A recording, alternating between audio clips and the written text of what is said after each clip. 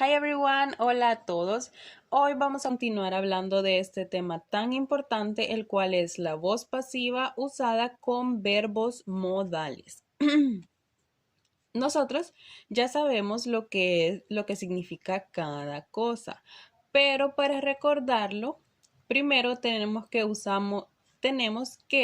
podemos usar los verbos modales tales como can, could, may, might, should and must cuando queramos o cuando queremos hablar acerca de cosas como por ejemplo posibilidad, habilidad, para pedir permiso, para mostrar que algo es obligatorio o para dar un consejo. Y por el otro lado tenemos que usamos la voz pasiva cuando nos queremos enfocar en el objeto de una oración y no nos importa del todo el sujeto. En este caso nos enfocamos más en el objeto y cuando eso pasa nosotros estamos usando la voz pasiva. Ahora tenemos algunos ejemplos específicos. Primero tenemos el uso que querramos darle, luego tenemos el verbo modal y por último el ejemplo. Primero tenemos habilidad. Para mostrar habilidad nosotros podemos usar los verbos can o could para hablar acerca de una habilidad pasada, una habilidad que tuvimos en el pasado. Un ejemplo sería The family's company can be managed by Julio. La compañía de la empresa, la compañía de la familia o la empresa de la familia puede ser administrada, puede ser manejada por Julio. Esta es una habilidad que Julio tiene. Julio puede manejar la compañía. Luego tenemos posibilidad. En este caso podemos usar los verbos might, made, can y could. Por ejemplo, it might be finished by the next week.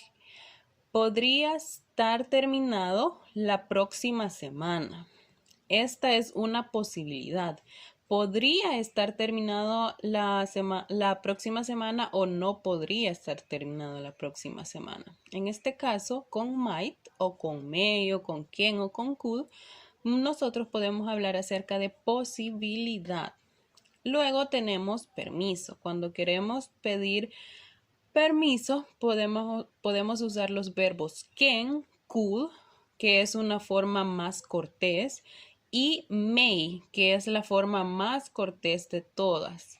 Could y may las podemos usar, por ejemplo, con nuestro jefe o con alguien que tiene un cargo superior al nuestro, ya que le debemos más cortesía. Un ejemplo sería, could the bathroom be used by my son? ¿Podría el baño ser usado por mi hijo? Estamos pidiendo permiso, pero si se lo preguntamos a una persona que no conocemos, sería mejor usar could o may, ya que son formas más corteses de preguntar por algo. Luego tenemos obligación. Si nosotros queremos decir algo que es obligatorio, usamos el verbo modal must. Por ejemplo, employees must be paid on the last day of the month. Los empleados deben ser pagados el último día del mes. Esa es una obligación total.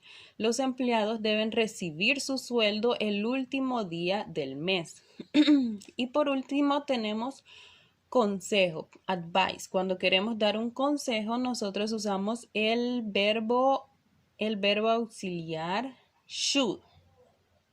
Por ejemplo, tenemos the work should be done on time. El trabajo debería estar terminado a tiempo.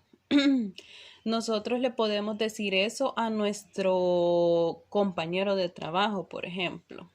Le podemos decir que el trabajo debería estar terminado a tiempo, pero depende de la otra persona, si lo termina a tiempo o no. Así que simplemente, si queremos dar un consejo, usamos should. Y si queremos decir, si por ejemplo somos los jefes y queremos decir que algo es una obligación, usamos el verbo must. Y no olviden que tenemos que siempre usar el verbo to be. Y bueno, en términos generales, nosotros usamos esta estructura cuando queremos incluir verbos modales en la voz pasiva. La estructura sería modal verb plus be plus past participle. Esto es en lo primero en lo que nos tenemos que fijar.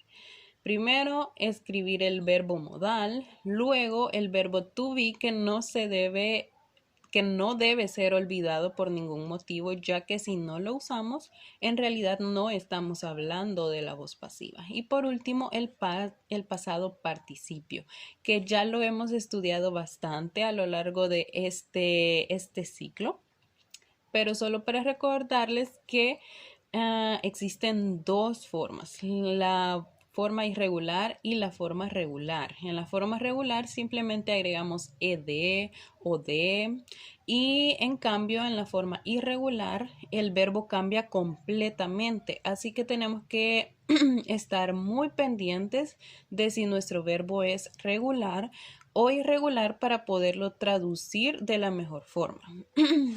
Pero la estructura completa que usamos sería el sujeto más el verbo modal, ya sea may, might, can, could, must, should, etc. Luego usamos el verbo to be, que es muy importante, y por último el pasado participio. Y también le podemos agregar el complemento de la oración. Pero esta sería la estructura base. Ahora tenemos algunos ejemplos en general, no tan relacionados con su carrera, pero que nos puede dar una idea de cómo se ve una oración en voz activa y una oración en voz pasiva. El primer ejemplo dice, Mariela can adopt a dog.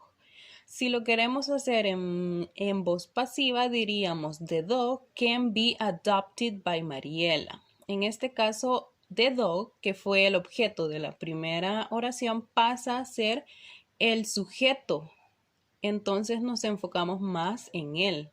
The dog can be adopted by Mariela. Luego tenemos the teacher could teach the new topic. The new topic could be taught by the teacher. Y aquí fijémonos que taught es el pasado de teach, así que es un verbo irregular porque no solo le agregamos ed, no. La forma cambia completamente, así que estas son cosas en las que nos tenemos que fijar bastante si queremos construir una oración o traducirla. Luego tenemos Frank may dress his son informally. Frank's son may be dressed informally. You might understand everything in the questionnaire. Everything in the questionnaire might be understood by you. Carlos must read the ledger. The ledger must be read by Carlos. Luna should tell the truth. The truth should be told by Luna. Y en la siguiente diapositiva tenemos las traducciones. Y bueno, eso fue todo por hoy. Espero que este tema les haya quedado muy claro, ya que es un tema un poco complicado, pero muy importante.